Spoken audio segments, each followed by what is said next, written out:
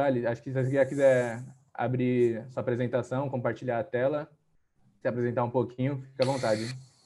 Tá. Eu tenho um material que é um pouco extenso, então talvez eu acho que a tela compartilhada atrapalhe a gente a manter os 30 minutos. Já mandei para vocês e posso compartilhar de novo, mas talvez seja mais fácil eu seguir um freestyle aqui, porque aí eu consigo ir direto aos pontos que mais interessam, que são, me parecem, as inovações transitórias, né, que vieram com a medida provisória 927. Tá? Primeiro, boa tarde, então, a todos, a todas. É sempre uma satisfação muito grande, parte de um compromisso que eu me lembro que fiz quando me formei, que era dedicar algum tempo a atividades não remuneradas em prol do desenvolvimento do país. Eu acho que a Endeavor tem um papel muito importante nisso, eu fico muito feliz em poder contribuir. Claro que eu hoje vou apresentar para vocês, com alguma limitação de tempo, uma visão que não é completa. Eu espero trazer aqui os principais temas, e aqueles que eu não trouxer espontaneamente podem fazer perguntas. Então, as perguntas não precisam ser relacionadas ao que eu vou apresentar. E também podem ser expansões do que eu apresentar, porque eu vou ter que passar meio rápido por tudo. Eu acho que o meu objetivo hoje é dar a vocês uma ideia de como é que a gente navega nesse mar hoje tormentoso e de incertezas, né? A gente vive um momento em que o país passa por uma fase, o mundo passa por uma fase de grande antagonismo ideológico, seja ele político, seja ele econômico, seja ele social. É um antagonismo ainda não necessariamente conflituoso, mas também, ao mesmo tempo, não necessariamente colaborativo. E eu acho que o papel que todos os empreendedores têm é fazer o melhor possível para que o diálogo prevaleça e para que esses interesses naturalmente conflitantes sejam conciliados. Não há interesse que não seja conciliável ou não seja negociável. E eu acho que esse é o espírito que a gente vê no dia a dia quando maneja temas de direito do trabalho. Eu não vejo naquela visão simples de que empregado e empregador tenham interesses antagonistas. Tem interesses diferentes, como todo mundo tem interesses diferentes em qualquer relação comercial, social, humana. Eles devem, ao contrário, ser alinhados, né? O que adianta um empresário, um empreendedor que não tenha mercado que consuma, que não tenha mercado com poder aquisitivo de consumir seus produtos e serviços? Então, eu vejo sempre um alinhamento. Talvez o melhor exemplo de alinhamento que existe na legislação brasileira é a Lei de Participação dos Lucros e Resultados. E aqui o desafio é esse: como é que nós sobrevivemos, empresários, empreendedores, empregados, em uma crise que funciona, ou tem uma metáfora que me parece tristemente perfeita, do tsunami, que passa na chegada arrastando e ceifando vidas, e no retorno para o mar destruindo todo o patrimônio, destruindo todas as construções. A gente tenta se equilibrar entre uma crise de saúde, mas também uma crise, possivelmente ou provavelmente uma crise econômica e operacional. Nós temos algumas ferramentas já tradicionais da própria CLT.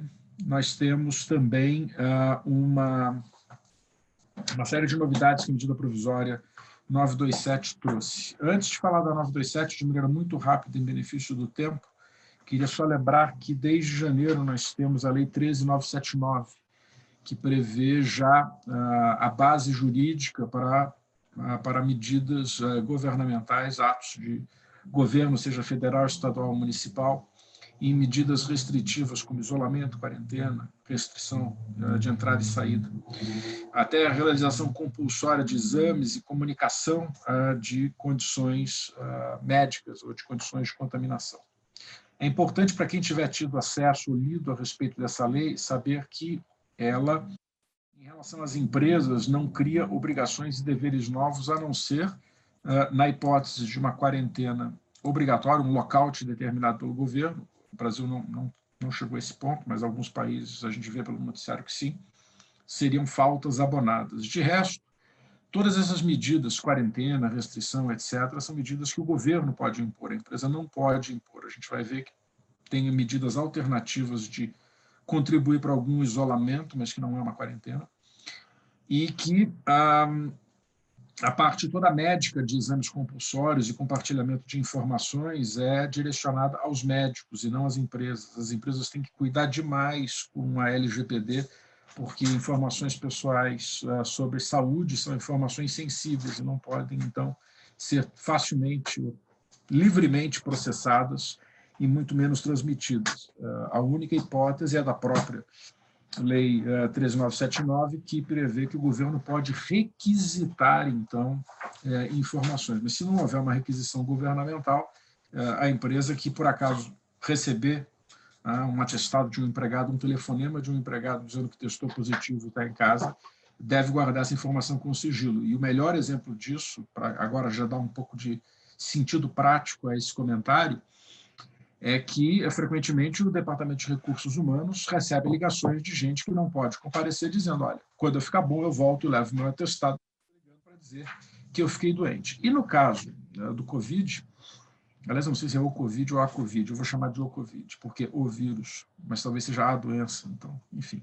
No caso do Covid, o que acontece é que as empresas, prudentemente, devem identificar quem são as pessoas que tiveram contato. E aí vem o primeiro conselho, né? Isso não pode ser feito nominalmente.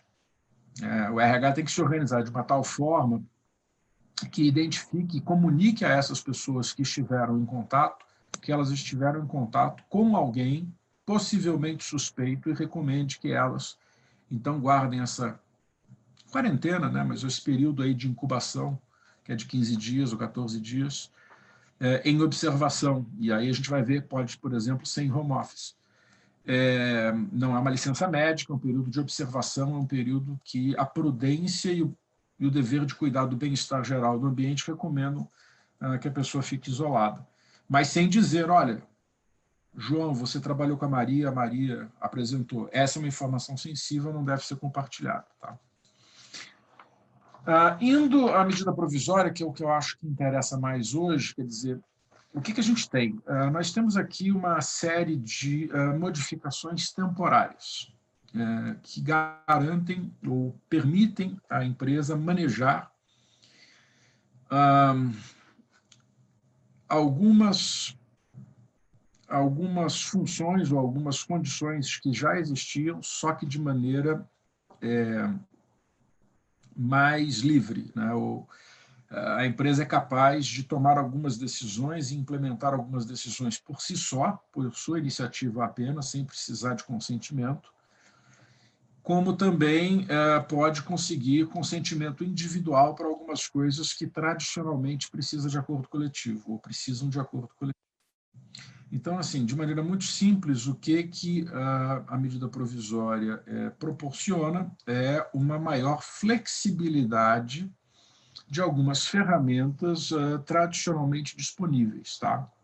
Algumas a gente vai ver que são fáceis de manejar, algumas, embora fáceis de manejar, provavelmente pouco eficazes, a depender, é claro, do número de empregados e de questões operacionais da empresa, mas numa escala de média para grande, provavelmente pouco eficazes, e outras que continuam dependendo de acordo coletivo, ou ao menos é recomendável por uma questão de segurança jurídica, e outras ainda, de certa forma, raras ou para casos muito extremos.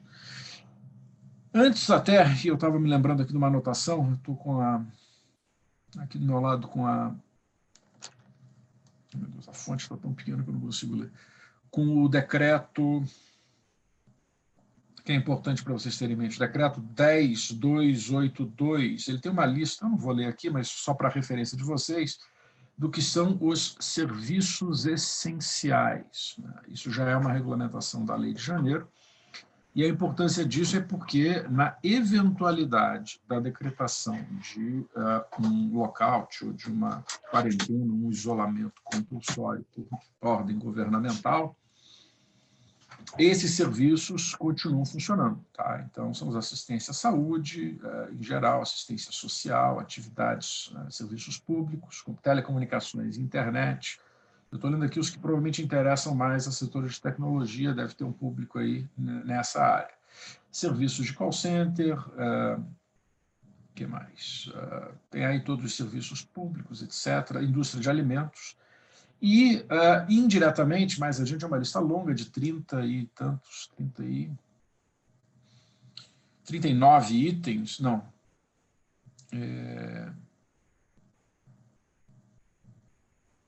Não, 40 itens. Tem também teve uma inclusão depois, que é de serviços religiosos, mas que só por curiosidade não interessa a vocês, mas o que interessa é que tem no parágrafo 2º, né, então é importante lembrar que a gente às vezes olha para o decreto, vê uma lista e acha que ela é taxativa, diz que as atividades também serão essenciais, as atividades necessárias ao suporte e ao funcionamento das atividades listadas acima. Então, o exemplo clássico é a indústria de embalagem. Então, alguns serviços de apoio, alguns serviços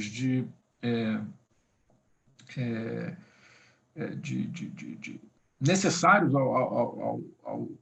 ao funcionamento das essenciais são equiparáveis para esse fim. Isso é importante porque a gente tem visto no noticiário recentemente uma certa... E é comum isso acontecer, então eu faço só como observação e livre de críticas, mas algumas iniciativas um pouco, talvez intempestivas, de governos estaduais ou governos municipais em situações de isolamento. A gente já viu pela internet, pelo noticiário, que prefeitos, por exemplo, bloqueavam estradas de acesso aos seus municípios, com tratores, pedras e outras formas, ou até usando Guarda Civil Metropolitana para isso. O governador do Rio de Janeiro, me parece, também bloqueou. Inicialmente teve a ideia de determinar ou proibir o acesso ao Estado, enfim, ou até transporte intermunicipal. É preciso entender que todas essas atividades governamentais, atos governamentais de restrição, devem obedecer uma cadeia hierárquica legislativa e de governo que pressupõe uma delegação federal para nível estadual e municipal. A jurisprudência do Supremo garante isso. E eu estou comentando porque a gente também já viu no noticiário que o Tribunal de Justiça daqui de São Paulo, por exemplo, concedeu uma liminar a pedido do Estado, revogando algumas decisões de municípios da Baixada que impediam a circulação de pessoas. Hoje, é muito comum que empregados trabalhem em municípios mais distantes ou não no mesmo município, né, do seu emprego, e então é importante que vocês saibam que há recurso ou há meios de resistir ou de superar algum abuso de autoridade. Uma forma que eu tenho recomendado, a gente já fez isso para um cliente, é preparar uma correspondência assinada por algum representante legal da companhia, fazendo então referência à atividade da companhia, demonstrando que debaixo da regulamentação desse decreto é uma atividade essencial e que, portanto, o empregado que carrega aquele documento, identificado na própria correspondência, tem necessidade de se deslocar e comparecer para cumprir uma atividade essencial. Não há garantia de que isso vai funcionar, mas em boa fé deveria. Né? Então, ainda que um governo estadual ou municipal decretasse alguma restrição de circulação, em boa fé os agentes incumbidos de cumprir isso deveriam permitir a passagem das pessoas, e aí ter um documento que as habilite é uma medida normalmente eficaz. Isso não tem funcionado, até pelo que eu soube, só no Brasil. Em alguns outros países, algumas empresas também vêm adotando isso. Esse é um conselho. Se vocês tiverem, por exemplo, funcionamento em alguma cidade do interior, e aí é muito comum nessas cidades que aí não tem regiões ou conurbações muito grandes, que os funcionários venham de diferentes municípios vizinhos, né, e precisem, por exemplo, pegar a estrada. Mas, indo finalmente, então, à medida provisória, quais são as ferramentas que ela proporciona e oferece para empresas e empregados se adaptarem e evitarem o pior, que é a demissão. Aliás, novamente um parênteses, cuja demissão não é proibida. Tá? Entre as medidas, restrições, etc., não há nada que impeça um negócio de conduzir as suas atividades dentro de alguma normalidade, como contratações ou demissões. Então, contratações continuam ocorrendo na medida da necessidade, empresas, por exemplo, que trabalham com serviços de entrega estão superaquecidas. Há uma notícia já de algumas semanas de que a Amazon nos Estados Unidos abriu um monte de vagas, está contratando um monte de gente pelo crescimento de demandas online. E demissões igual, né? É uma característica própria do contrato de trabalho no Brasil.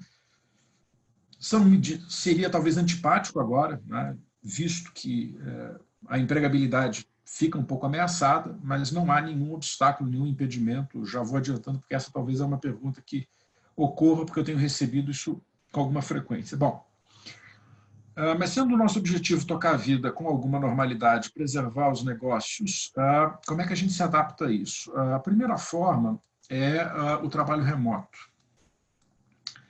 Aqui eu tenho que evitar uma certa discussão jurídica e técnica, mas eu não posso deixar de dizer que a medida provisória confunde alguns conceitos e põe todos eles dentro de um mesmo balaio, mas há algumas diferenças importantes, né? Teletrabalho é uma modalidade nova, criada com a reforma trabalhista. É uma modalidade que tem características próprias a respeito de deveres do empregador em relação à garantia de instalações adequadas e funcionamento, deveres do empregado de cumprir normas de medicina e segurança do trabalho. Não é de qualquer jeito que alguém vai ser inserido num regime de teletrabalho, e é uma exceção ao regime tradicional pelo qual o empregador controla a jornada e aí o empregado passa a ter, conforme trabalhe, direito ou não a horas extras. Bom, tudo foi misturado aqui porque o governo percebeu que não dá tempo de, numa situação de emergência, as empresas se estruturarem. Então, o que ele fez foi dizer que, como todas as outras medidas previstas na medida provisória, vigorando apenas durante o período em que estiver decretado o estado de calamidade, que foi decretado pelo Senado a pedido da presidência, todas essas atividades são equivalentes ao teletrabalho para fins de serem isentas ou livres de controle de jornada. Então, em tese, todo mundo que esteja num regime de home office, né, para usar um jargão mais comercial do que jurídico, hoje fica dispensado do controle de jornada. Sem que necessariamente seja teletrabalho, né? E aí já começam então os meus primeiros conceitos. A medida provisória dispensa um registro prévio da alteração do contrato de trabalho ou da forma de trabalho, ou seja, ela diz que faz primeiro e depois cuida de documentar isso, mas não significa que não dá para não documentar.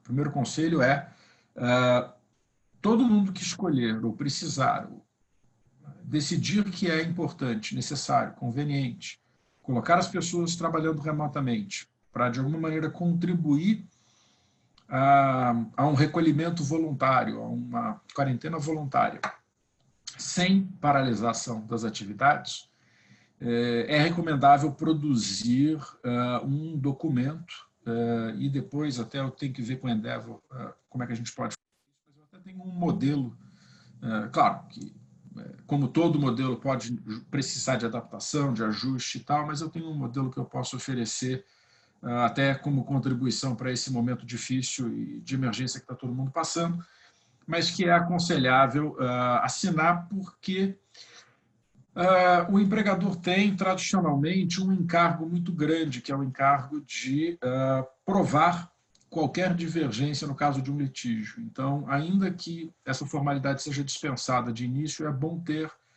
não precisa ser um aditivo de contrato de trabalho, pode ser só um termo de consentimento E ele vai prever, entre outras coisas, como se organizam ou como se faz em relação, por exemplo, à despesa operacional do home office. Pelo teletrabalho tradicional, que está na CLT, é do empregador o custo da infraestrutura necessária para o trabalho.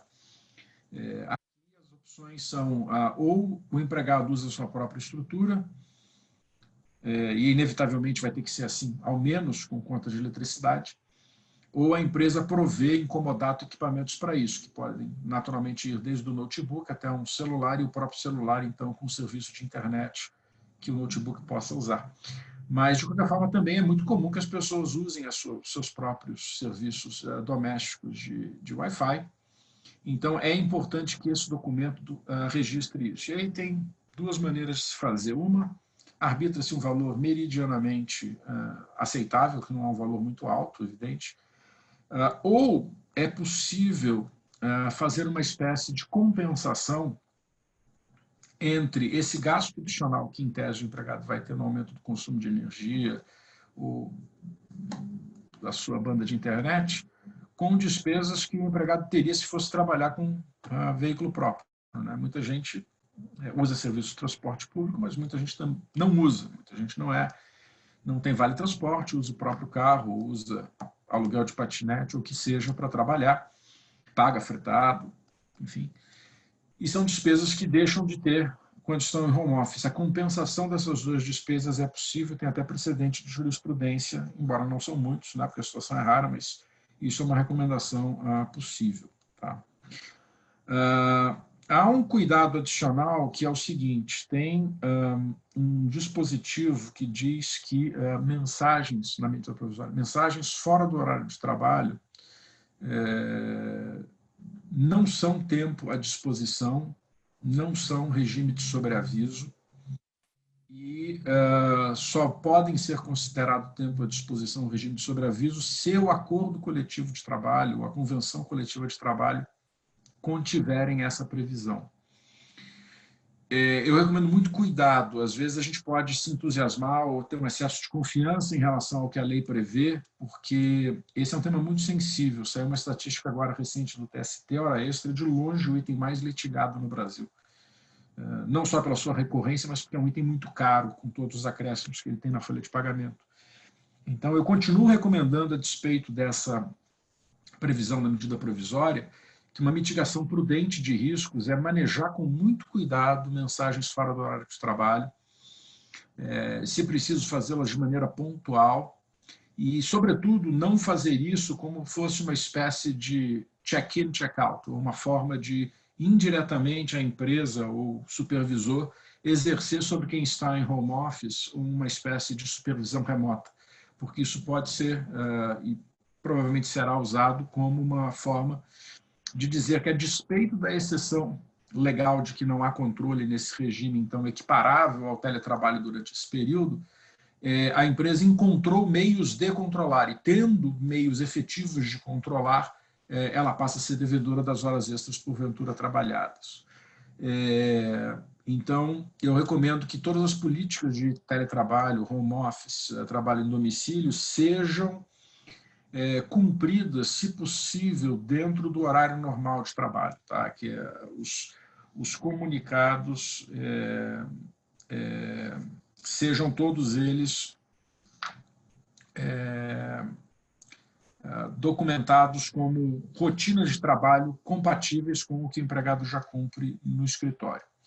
Bom, outro próximo item é férias. Férias pode ser manejado de duas maneiras. As férias individuais, que agora seguem regras especiais, eu vou falar rápido porque duas coisas. Uma, a medida provisória é bastante clara aqui, não tem muita margem para discussão ou problemas. Segundo, porque eu acho que férias individuais resolvem problemas pontuais, não resolvem problemas em escala. Né? Você não vai conseguir, por exemplo, uma grande economia de tempo e muito menos econômica com isso. Aliás, economia com férias é muito mais organizacional do que propriamente financeira. As férias individuais, extraordinariamente, podem ser agora concedidas com aviso prévio, ou até impostos, né? Com aviso prévio de 48 horas, até mesmo para quem tenha período aquisitivo incompleto. Então, alguém que não cumpriu os 12 meses do período aquisitivo pode ser colocado em férias. As férias podem ser partidas, desde que o período mínimo tenha 5 dias. É possível, e esse é um ponto controverso, é possível antecipar períodos futuros. Então, eu poderia, por exemplo, antecipar um período aquisitivo de 2021, mas aqui eu recomendo muita prudência, porque isso pode gerar alguma discussão no futuro, quando o empregado ficar, por exemplo, 2 anos trabalhando sem férias. É discutível se essa antecipação de períodos futuros, que pela medida provisória não é unilateral, precisa do consentimento do empregado, mas é discutível se isso é constitucional ou está de acordo com princípios maiores do que só a própria CLT. Nas férias individuais, é permitido o pagamento diferido do abono de 1/3, dá algum fôlego financeiro, algum fôlego de caixa. Todo mundo hoje muito preocupado em preservar a caixa, né, porque a receita está ameaçada. Para quem for das atividades essenciais, é permitida, inclusive, a convocação de quem estiver hoje em férias para trabalhar, também com algum cuidado. Aqui pode haver alguma controvérsia, mas não vamos aprofundar muito, porque não é um tema tão universal. E um outro tema muito importante é que o direito tradicional do empregado de escolher, a seu critério, a venda de 1/3 das férias, nesse período, a empresa pode recusar. Ela não é obrigada a aceitar. As férias coletivas eu já acho que são mais úteis. De novo, não como uma economia financeira, mas como uma economia em termos de uso de recursos. As férias coletivas também seguem agora alguns requisitos especiais, ou algumas condições especiais, entre elas o aviso prévio, que não é mais de 15 dias durante esse período, mas de 48 horas, e é dispensada a notificação ao sindicato e ao governo. Também os períodos que são previstos na CLT como períodos mínimos para concessão podem ser revistos. Então é possível também conceder férias coletivas por períodos mais curtos, como de 5 dias, por exemplo. A vantagem do manejo de férias coletivas é uma acomodação temporária a uma ociosidade, a uma necessidade de adaptação de produtividade. Ela não vai trazer grande economia, porque, ainda que não trabalhe, o período é pago. Há uma economia gerencial, porque, sendo férias coletivas, elas compensam com férias futuras, são descontadas das férias futuras. Então, de certa forma, também não é um acréscimo financeiro. Não é necessariamente uma solução, mas, por outro lado, é possível, e não está na medida provisória, mas já está na CLT desde muito tempo, uma alternativa às férias coletivas, que é o período de recesso. A empresa concede também o equivalente às férias, só que sem o pagamento do abono e sem compensar contra as férias futuras, mas nesse período, então, o empregado fica sem trabalhar e recebendo só o salário do período, equivalente quase a uma licença remunerada, só que coletiva.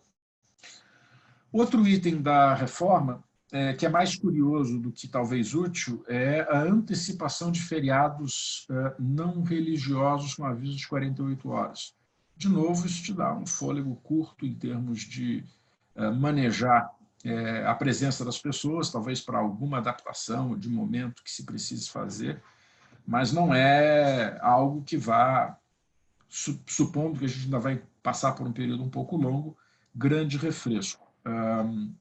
E a antecipação de feriados religiosos precisa de consentimento do empregado, que torna a lista ainda um pouco mais curta. O próximo item já parece mais útil, que é o banco de horas. O banco de horas, acho que todo mundo já conhece, é um mecanismo tradicional de horas de descanso, horas não trabalhadas com horas extras. Não é o único remédio disponível e nem vai socorrer quem precisar ficar fechado durante um período muito longo, porque você vai ter um crédito, né, de horas tomado pela empresa enorme durante esse período. Imagine ficar aí 2 meses, 1 mês, que seja, acumulando horas não trabalhadas, tendo um gargalo para compensação que é de 2 horas extras diárias, porque continua valendo o limite diário de 2 horas extras. Posso lá na frente descarregar esse crédito contra trabalho extraordinário em mais do que 2 horas por dia.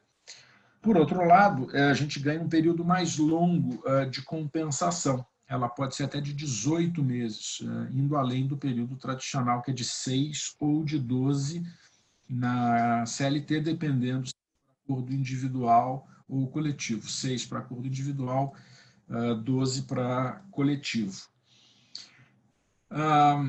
Então, esse mecanismo parece sim útil, porque num período que a empresa precise ou fazer algum recesso para ajuste das suas operações ou por alguma determinação governamental temporária, por exemplo, ela pode se antecipar, ou vendo que vai haver uma determinação governamental, já colocar as pessoas num recesso com o uso de banco de horas. Isso exige algum cuidado e, principalmente, documentação, né? De novo, a recomendação de que nada deve ser feito apenas com acordos verbais, tudo deve ser registrado, tudo deve ser documentado. O próximo item, ele não diz respeito à forma de você economizar com gastos trabalhistas, nem como manejar força de trabalho, mas ele é muito importante porque são aspectos operacionais de medicina e segurança do trabalho. Os exames médicos admissionais e periódicos, né, podem ser suspensos todos, e aí tem que ser cumpridos depois, num prazo de 60 dias, quando terminar o efeito do estado de calamidade. Porém, há uma exceção. O médico do trabalho responsável pelo programa de medicina e saúde ocupacional da empresa pode determinar que o exame admissional ou o periódico seja feito quando ele representar algum risco de saúde para o empregado. A hipótese que me ocorre instantaneamente é alguém que contrate um empregado reabilitado ou um PCD e precisa garantir que essa pessoa está apta para a função a qual será contratada. Então, esse é um caso em que o médico do trabalho pode determinar. Os exames demissionais ficam mantidos, porém, eles podem ser dispensados se o último exame tiver ocorrido em até 180 dias, nos últimos 180 dias. Quem tiver atividade industrial e tiver treinamentos de segurança no trabalho também pode suspendê-los e pode prestá-los ou oferecê-los de forma remota. Para quem já tem um número de empregados suficiente para ter CIPA, os mandatos ficam prorrogados e as eleições suspensas até a normalidade das atividades empresariais. O próximo item é o primeiro e até agora o único refresco financeiro direto que o governo oferece. Há alguns aí que se anunciam já há algum tempo. Hoje eu vi aqui uma coluna, não sei se foi, não lembro qual foi o jornal, mas já dizendo que talvez o governo finalmente acene com o uso de seguro-desemprego ou alguma verba de previdência para ajudar as empresas e empregados a sobreviverem esse período, mas por enquanto o que a gente tem é só um diferimento no pagamento do fundo de garantia por 3 meses. Né? Os meses de março, abril e maio continuam tendo que ser declarados, então toda a documentação, a GFIP tem que ser feita, tem que ser preenchida, entregue, mas o pagamento fica diferido, sem encargos, para um pagamento depois num período mais elástico. Então, são 3 meses diferidos para pagamento em 6 a partir de julho. Isso aqui parte, eu acho, de uma previsão do governo, de que espera que até julho tudo esteja normalizado. Se não estiver, ou se a gente tiver alguma situação mais prolongada de calamidade, talvez isso seja revisto ou ajustado. Porém, tem uma exceção, que é a antecipação no caso de rescisão.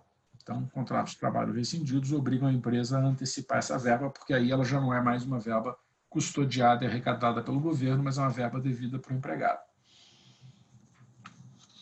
E, naturalmente, vai ter um ajuste aí de prescrição para o governo poder fiscalizar e, porventura, autuar a falta de pagamento. Jornadas especiais para estabelecimentos de saúde é um pouco específico, eu vou passar meio rápido. A parte de fiscalização. As empresas, de alguma maneira, estão acostumadas a lidar ou receber fiscalizações, então quem tiver hoje algum processo administrativo em andamento ou receber uma visita de fiscal, as atividades estão suspensas, a única hipótese de manutenção são fiscalizações de falta de registro de empregado, perigo iminente ou trabalho análogo à escravidão ou infantil. E agora um item importante, e talvez o mais controverso, da MP. A MP diz que o Covid-19 só será doença ocupacional se for comprovado o nexo de causalidade, ou seja, a relação de causa e efeito entre o trabalho e a doença, e a contração da doença. Bom, eu acho que esse é um item controverso, porque talvez ele esteja apenas reproduzindo o que já se interpretaria do conjunto legal anterior. Mas, ao simplificar isso, ele dá margem a ser criticado, ou tem margem para críticas. Tradicionalmente, o que a gente tem é que doenças contraídas profissionalmente, e aí fazendo exceção a quem for do serviço de saúde, porque aí a exposição ao agente de risco é intrínseca à profissão, mas a contração de doenças, por exemplo, em viagens de trabalho para locais de conhecida endemia da doença ou risco de contaminação, são consideradas, até mesmo por um dispositivo, se eu não me engano,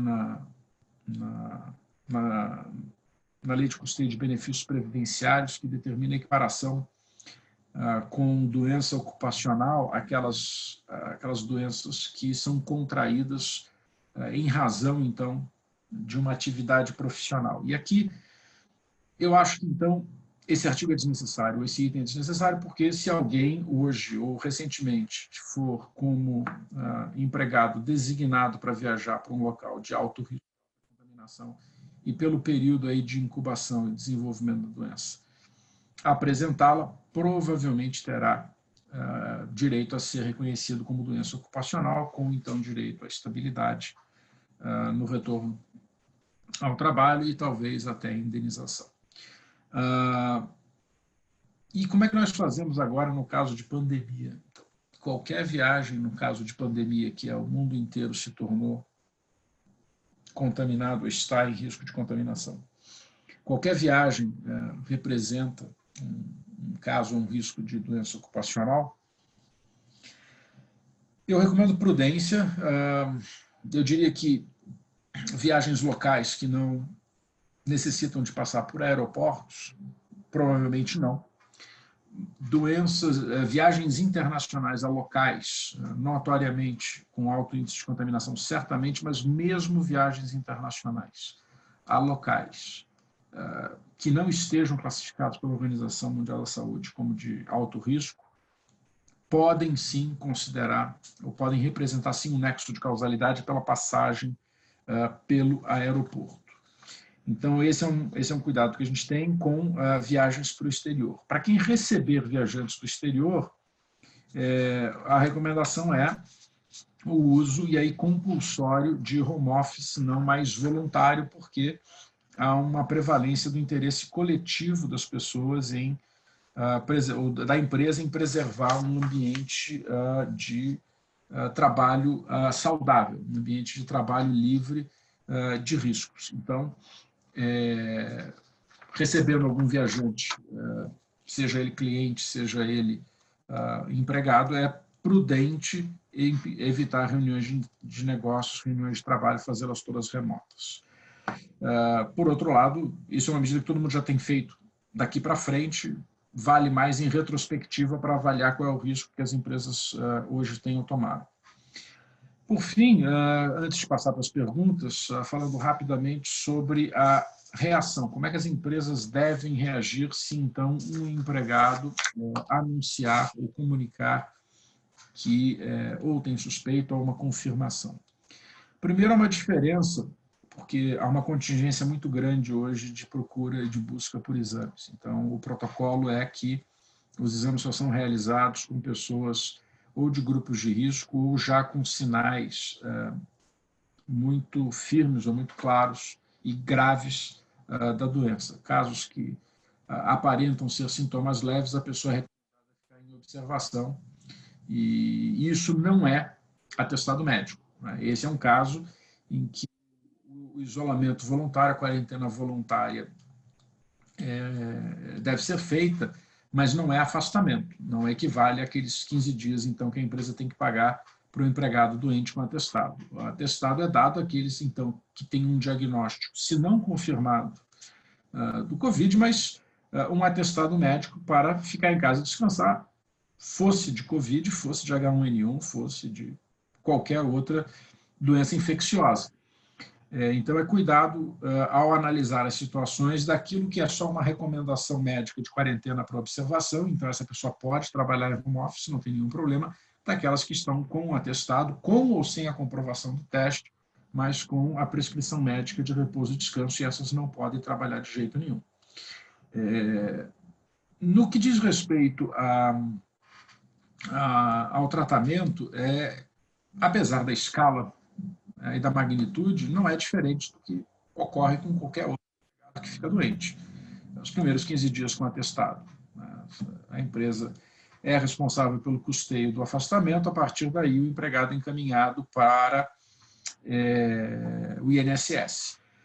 Quem mantém operações, seja por atividades essenciais ou porque o local não recomenda ou não precisa ainda de home office, mas quem mantém operações funcionando com empregados ao site, se alguém se queixar de algum dos sintomas, apesar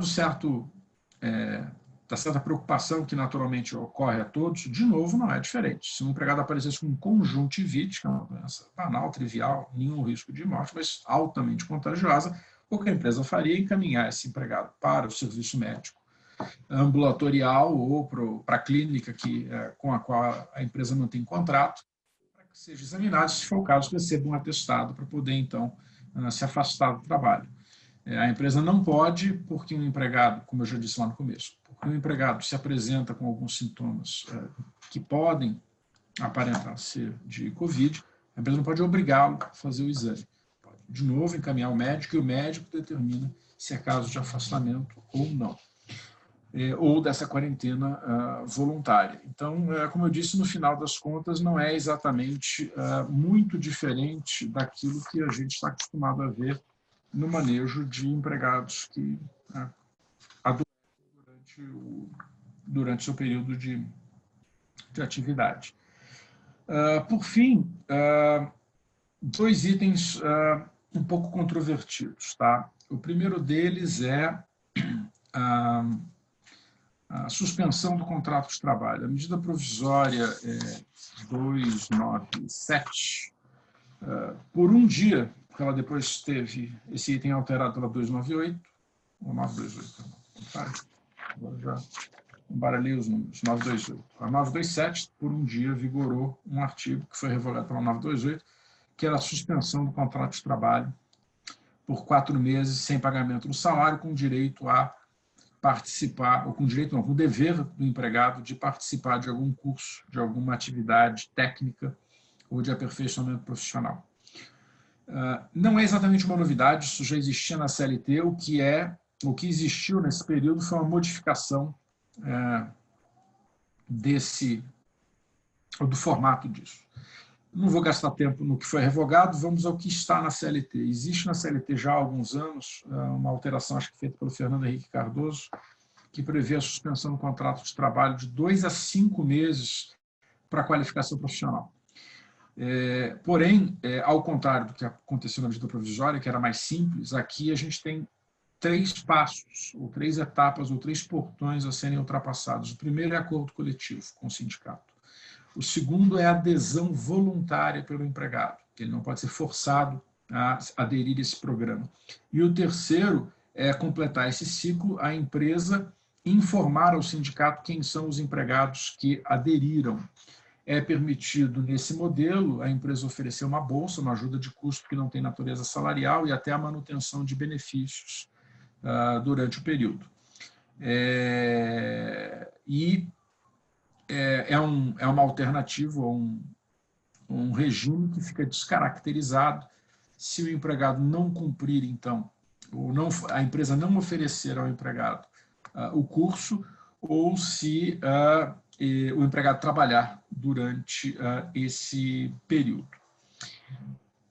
Por fim, antes de eu abrir para perguntas, né, eu falei aqui de suspensão do contrato de trabalho de 2 a 5 meses, tem um artigo já na CLT, então não está na medida provisória, que prevê que em casos de força maior é possível as empresas negociar ou impor uma redução de jornada e de salário na mesma proporção, com limite de 25%. Bom, esse é um item possivelmente efetivo, muito procurado. Eu já vi alguns até, aparentemente, segundo a informação que eu recebi, já em andamento. Agora, tem que ser manejado com algum cuidado. E por quê? A MP 927 reconhece que a situação é de força maior. Força maior está descrita na CLT e não é uma condição ou não é uma circunstância que possa ser aplicada como remédio para todas as ocasiões. A medida provisória reconhece a força maior como justificativa para a modificação, então, do manejo de férias, da elasticidade do banco de horas, etc. Mas não significa que a empresa tem um coringa, que tem um super trunfo e pode dizer, a medida provisória reconheceu que é força maior, então eu posso reconhecer a força maior para fins de aplicação desse artigo.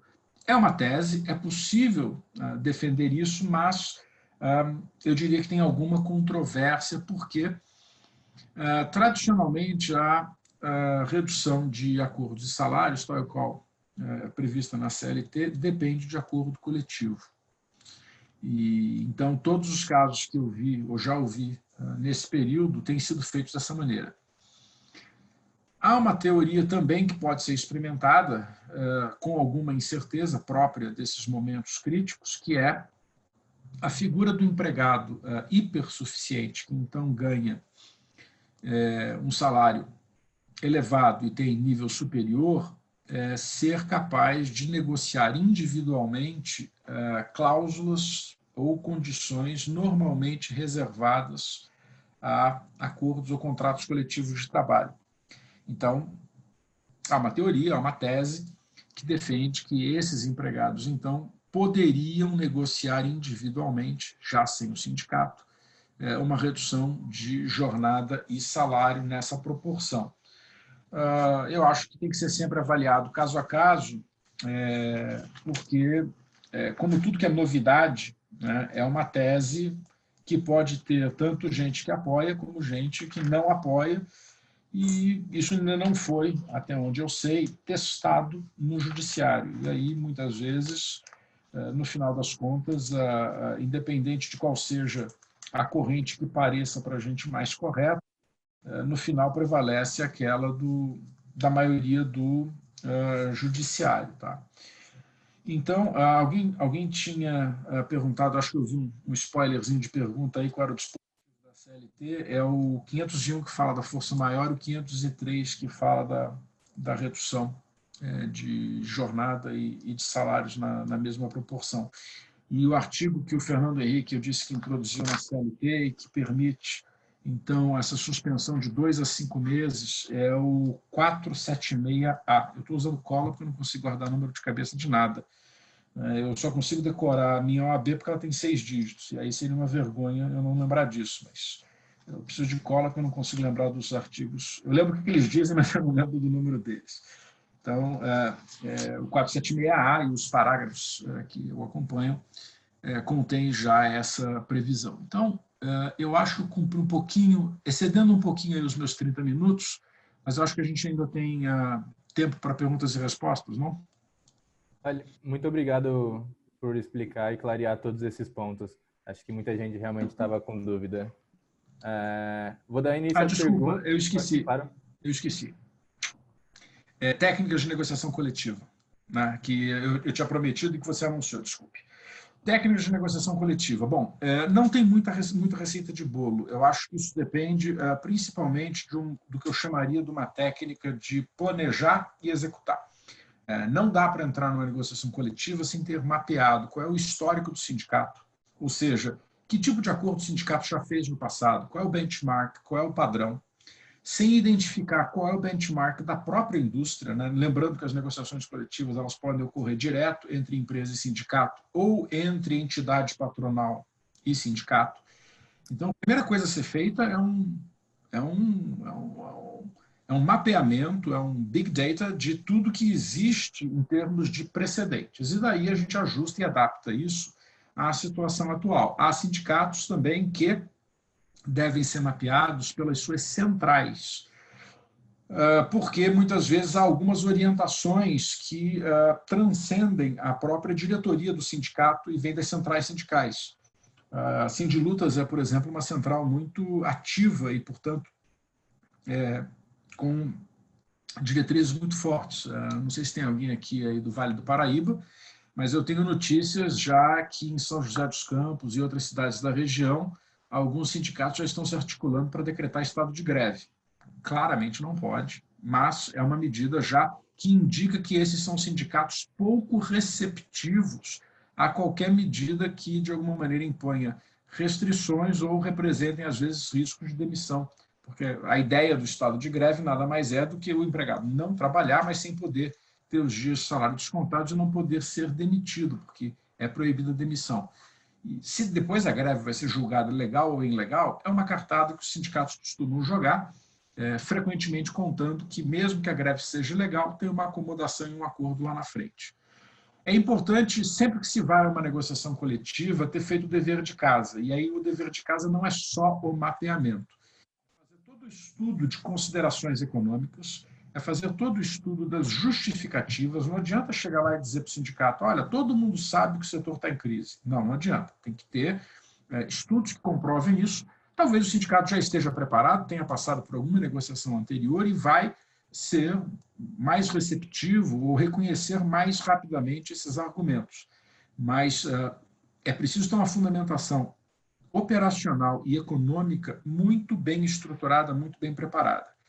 E com algum cuidado, porque uma negociação coletiva nunca pode ser uma dinâmica de ameaça, explicar que são medidas extraordinárias necessárias, porque não é que a empresa queira prejudicar o empregado, mas ela precisa cuidar da sua própria saúde financeira e, mais do que tudo, a preservação do emprego. A redução de jornada e salário é proibida, em geral, pela própria Constituição, com uma exceção da própria Constituição, que é acordo coletivo, e a jurisprudência sempre entendeu que essas são medidas transitórias. Tem um caso famoso, que eu acho que é o da Volkswagen, que serviu de precedente para isso. Acho que foi o primeiro caso pós-Constituição em que uma empresa conseguiu um acordo coletivo de redução de salários, não era nem de jornada, era só de salário com a mesma jornada. E é claro que isso foi admitido como uma medida temporária para combater um momento de comprovada crise e como uma alternativa para que a empresa ganhasse fôlego e não precisasse levar adiante algumas demissões. Então, não é para chegar na mesa dizendo, gente, olha só, ou a gente faz isso ou eu vou ter que demitir, mas, de alguma maneira, a conclusão necessária são medidas ruins, são medidas amargas, mas menos graves do que se a gente precisasse demitir as pessoas. E, por fim, nesse estudo que se faz de retrospectiva de quais são as estratégias e quais são os padrões adotados pelos sindicatos, ficar atento, porque alguns sindicatos já, depois da reforma, com crises de arrecadação, costumam ter cláusulas de taxas de negociação. Então, há alguns sindicatos que, há algum tempo, precisando buscar recursos e custeio para as suas atividades, não tendo mais o imposto sindical, negociam, e aí em PLR, por exemplo, é muito comum isso, né? Mas PLR é um acordo numa época bacana, que está todo mundo ganhando dinheiro.